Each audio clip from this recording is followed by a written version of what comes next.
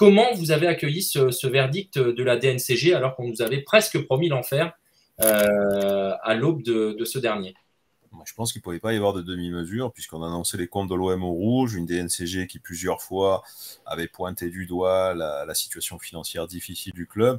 Donc c'était soit on mettait les comptes là et il y avait quelque chose qui se passait et on passait au vert, ou alors il y aurait eu probablement une sanction un peu lourde à notre égard. Donc là, je suis ravi que finalement ce soit la première option qui a été retenue. L'idée, c'était ce qu'on avait dit sur les émissions précédentes, que la DNCG auparavant, on pouvait se contenter de bonnes intentions sur l'honneur de la part des propriétaires de clubs de garantir le déficit et éventuellement de s'avancer sur des possibles, probables ventes de joueurs. À présent, ils ont l'air d'être beaucoup plus rigoureux et ils veulent clairement du cash. Alors, pas la totalité du cash, c'est-à-dire, comme tu l'as dit, ils n'ont pas demandé à McCourt d'éponger la totalité du déficit en un seul coup et de remettre les comptes à zéro, mais ils lui ont demandé de faire un geste financier significatif qui permettent d'éponger à l'instant un pourcentage du déficit de l'Olympique de Marseille en cours. Alors, j'ai Copers Galfano qui me demande si j'ai rien sur son départ. Alors, déjà, pour son départ, il faut le mettre au conditionnel. Je suis tenté de te répondre que pour l'instant, non. Et on essaie évidemment de notre côté de savoir quels sont les engagements qu'il a pris auprès de Mikler et justement quelles sont les garanties et les décisions qui vont être prises dans un futur proche. Donc reste connecté, comme je te l'ai dit, activez les notifications. Vous le savez, c'est le mercato, mais il y a aussi d'autres choses qui se jouent en coulisses. Donc vous en saurez certainement plus en restant un maximum à l'écoute de SportMed. Alexandre, toi, comment tu as accueilli un petit peu ce verdict de la DNCG, les feux au vert, l'OM peut recruter. J'imagine que tu étais heureux de ce qui s'est dit, mais qu'en même temps, tu avais certainement des appréhensions avant que le verdict tombe. Je pensais qu'au départ, c'était une fake news.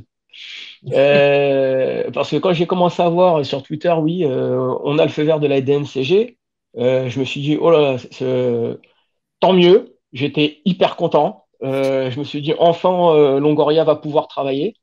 Mais je ne comprends plus. Je suis perplexe. L'année dernière, on avait un encadrement des salaires, on devait vendre des joueurs. La masse salariale a augmenté, on ne vend pas. Et là, cette année, DNCG, tout passe au vert, il n'y a pas de problème. On aura l'occasion de parler des transferts et des rumeurs tout à l'heure. Mais quand je vois les joueurs sur lesquels on est, leur prix, moi, il y a des choses qui sont complètement incohérentes. Donc, je te dirais, avant qu'on rentre dans les détails après, très, très content, très heureux. J'espère que Longoria va bien travailler avec sa nouvelle équipe, parce que je rappelle aussi que on parle beaucoup des joueurs, mais qu'à l'heure actuelle, on a des pointures un petit peu partout dans l'organigramme, ce qui n'était pas le cas il y a quelques années. Donc c'est pareil, on a des nouvelles pointures qui arrivent dans un projet. Pour l'instant, on ne le connaît pas, puisque McCourt ne dit rien. Donc ma première impression, hyper content. Voilà, tout simplement, avant de rentrer dans les détails, super content. Mika, j'avais presque envie de dire tout ça pour ça, parce que c'est ce que je disais tout à l'heure. On nous a prévu l'enfer. Il y avait vraiment en plus comment dirais-je, des décisions qui avaient été assez sévères à l'égard de l'Olympique de Marseille sur les saisons précédentes. Et finalement, j'ai presque envie de dire que ça fait pchit.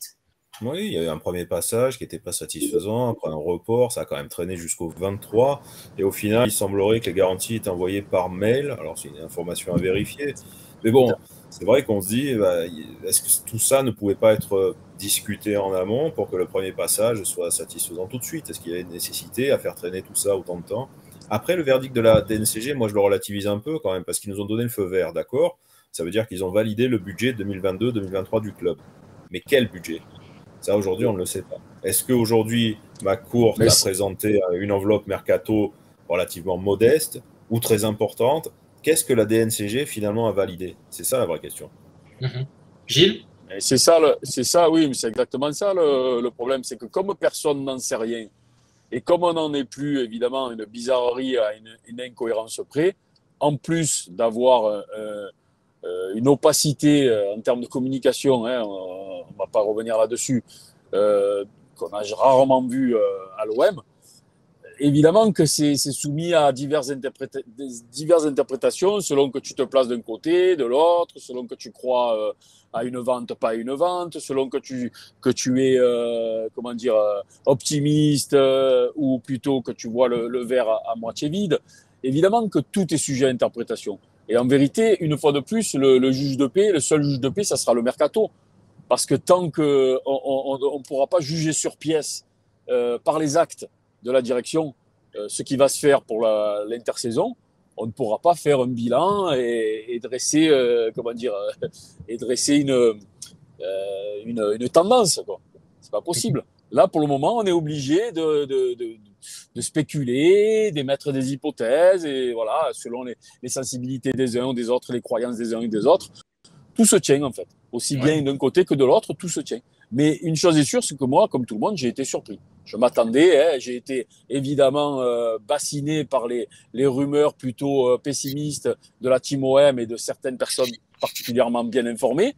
On devait passer sous les fourches codines et on devait être une fois de plus soumis à quelques restrictions. Il en est rien. Donc je suis, comme tout le monde, assez surpris. J'attends de voir, j'attends de comprendre. Pour le moment, je suis dans l'expectative et toujours dans le. C'est l'OM, hein, voilà, toujours dans cette réflexion de me dire ce club n'est décidément vraiment pas comme les autres, quoi. Il ne fait rien comme les autres, en tout cas. En fin de compte, on s'aperçoit qu'on a un mercato en fait qui est préparé un peu sous condition, je dirais. Il y a des gros éléments qu'on suit avec des montants importants, et puis il y a toujours cette idée de faire des prêts, des pistes un peu moins clinquantes. Il y a une certaine cohérence quand on regarde un petit peu ce qui se passe dans l'incertitude qui règne autour de tout ça. Tu trouves pas? La réponse est dans ta question. La réponse est dans ta question, évidemment. Comme l'a dit Mika, reste à savoir quel est le budget qui a été présenté. Quel est le budget qui a été présenté? Quel est le projet qui a été validé? Alors, c'est paradoxal parce que l'année dernière, on a été encadré. Masse salariale encadrée, on avait pas mal de restrictions et au final, on a pu quand même recruter relativement tranquillement, à part dans le dernier sprint final concernant Aminarit. Mais c'était complètement paradoxal et contradictoire. Si ça se trouve, cette année, on a le feu vert, mais on ne va pas pouvoir autant recruter que l'année dernière parce que ça va dépendre. Ça dépend de ce qui a été présenté, ce qui a été validé. Peut-être que l'année dernière, ça avait été un peu trop gourmand, un peu trop ambitieux de la part des dirigeants. C'est pour ça qu'on avait été balisé, encadré. Peut-être que cette année, ça a été beaucoup plus modeste et c'est pour ça qu'on est passé tranquillement au feu vert. J'en sais rien. Honnêtement, c'est bien malin celui qui peut décrypter tout ça, hein. On rappelle d'ailleurs l'importance de ce mercato, hein, puisqu'il y a toujours la décision autour de Gay qui va tomber, et puis d'une possible interdiction de recrutement, par exemple, sur le marché d'hiver. Autrement dit, il n'y aura pas le droit à l'erreur. Donc, on espère qu'on va pouvoir recruter et correctement. Il y a d'autres incidences de cette décision sur l'avenir du club. Est-ce que ça nous permet aussi d'envisager ce qui se passera plus tard? Est-ce que c'est uniquement propice au recrutement qui va s'opérer pour cet été? Ouais, là, en l'occurrence, pour le moment, on navigue à vue, hein. De toute façon, avec l'OM, on va dire depuis l'avènement de l'ère McCourt, à part les premières semaines, les premiers mois où il y avait eu énormément de com, j'ai envie de dire qu'on vit au jour le jour, au mois le mois, à la saison la saison, hein. Donc, on ne sait pas de quoi l'avenir sera fait. On finit deuxième avec AVB, on est en Ligue des Champions, on recrute uniquement Luis Enrique. L'année d'après, on est quatrième, cinquième, on fait la Ligue Europa et on fait un recrutement comme on n'en avait plus vu depuis des années. Je vous dis, on ne fait rien comme les autres. Donc, comment tu veux qu'on arrive à lire et à prédire quoi que ce soit? Même avec ce feu vert de DNCG, pour moi, ça ne veut pas dire grand-chose. Ça ne veut pas dire grand-chose. Il faudra juger sur pièce. Alors, les rumeurs, comme tu dis, la cohérence et l'incohérence des noms que l'on voit passer dans les journaux actuellement, mais j'ai envie de te dire, est-ce que ces rumeurs sont fondées? Est-ce que ce sont réellement des joueurs qui sont suivis? Est-ce que ce sont réellement des sommes qui ont été proposées? On sait très bien que le poker menteur du mercato, il n'y a pas pire. Donc, voilà, wait and see, comme on dit, et puis on va voir, on va juger sur pièce. Au 31 août, on pourra faire un bilan, on pourra analyser, débriefer, et encore une fois, cette fois, nous faire notre propre opinion, nous faire notre propre projet de ce qu'on pressent à venir de l'Olympique de Marseille, parce qu'il ne faut pas compter sur la direction pour nous donner quelques biscuits, parce que vous l'avez bien compris, ils n'en font rien depuis plusieurs mois, voire depuis plusieurs années. Bon, Mika et Gilles, juste, si je peux me permettre, je suis très déçu parce que d'après Sergio 13 OM, Sergio 13, ils nous disent que vous savez, mais que vous ne pouvez pas le dire. Donc, comment se fait-il que je ne sois pas au courant? Vous pouvez m'expliquer ça? Moi, je Je vous laisse rebondir sur ce qui a été dit par notre ami. Je ne sais absolument rien, moi, de ce qui s'est dit passé à la DNCG. J'aurais été ravi de le partager autrement. Ah non, bien sûr. Non, mais ça, ils gardent les infos pour les revendre à RMC. C'est parti des fantasmes. On les partage en très petits comités après, avec Gilles dans nos soirées de sectaires initiés, tu vois. Par contre, si je pouvais juste rajouter une petite chose. Bien sûr, moi, disons qu'il y a un baromètre qui est pour moi extrêmement important. Parce que comme dit Gilles, effectivement, de toute façon, depuis, on n'a aucune info. Hein. On spécule à chaque fois parce qu'on n'a aucune info.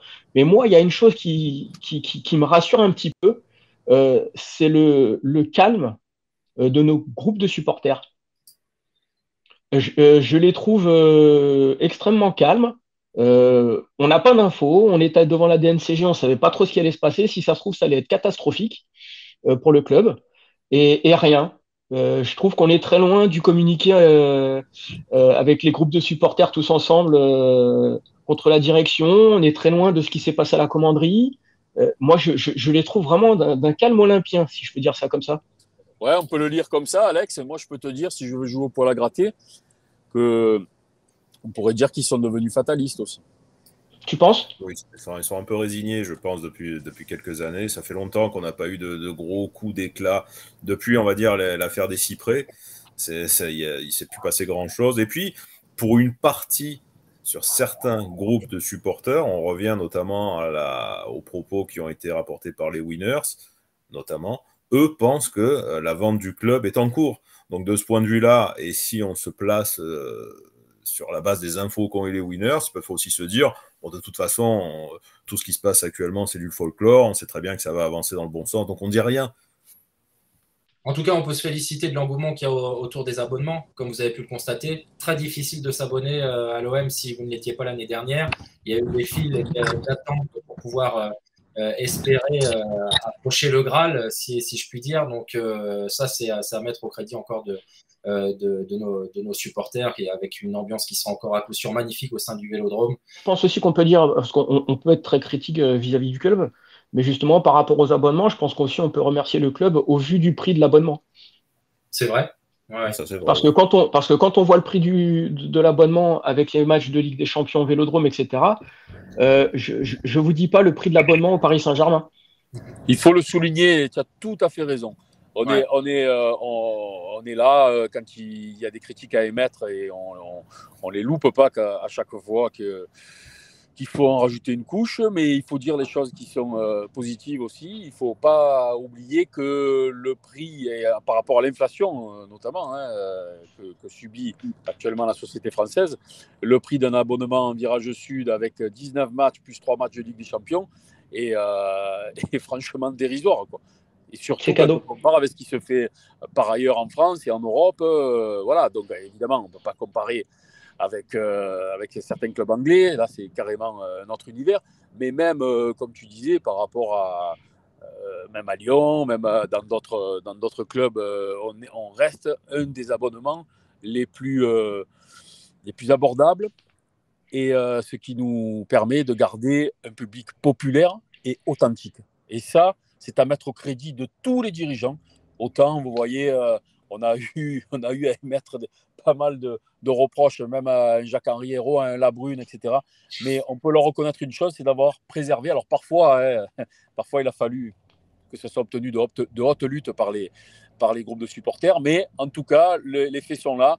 Et le prix des abonnements, c'est un acquis qui préserve en tout cas quelque part l'identité marseillaise, tout au moins dans ces virages, quoi.